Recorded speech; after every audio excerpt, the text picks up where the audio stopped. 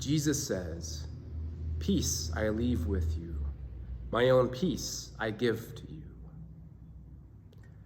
Jesus never promises that the great storms of life will not rage against us. In fact, the story from the gospel reading for today strongly implies that Jesus will actually lead us straight into the most turbulent waters if we choose to follow him. However, in a way, he does promise to pacify the waves that would drown us.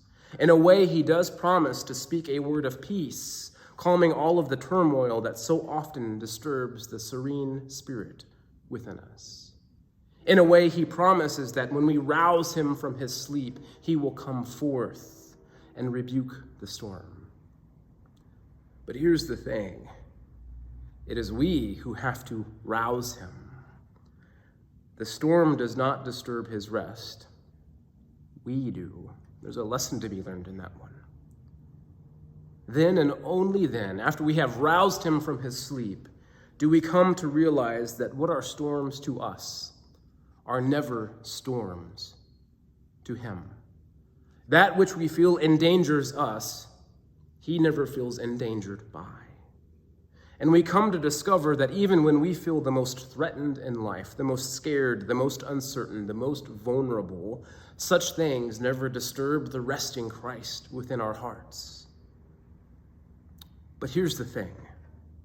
After the storm has dissipated, we can hear that gentle, peaceful voice, that voice which calmed the wind and the waters, saying to us, "Why were you so afraid?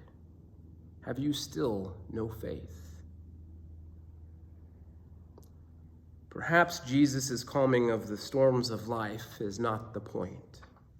And perhaps rousing the sleeping Christ within us so that he can come forth and fix everything whenever life gets tough, perhaps this isn't the point either. My friends, eventually we come to see that Jesus does not rebuke the storms all around us as much as he rebukes the storms within us. As time goes on, we gradually learn that whenever the great tempests of life rage against us, our only options are not panic, fear, anxiety, depression, and desperation. Those are not the only options. In fact, as storms come and go, we eventually learn to let ourselves rest in the very place where Christ finds his rest. We learn how to rest in Christ's resting in us. Then we find that life is not about Jesus calming our storms, but it's about finding our rest in him in the midst of all of life's storms. Had the disciples descended into the heart of the boat and found their rest in the very place where Christ finds his rest, that is, the heart, they would have learned that no storm of life could ever take away their peace.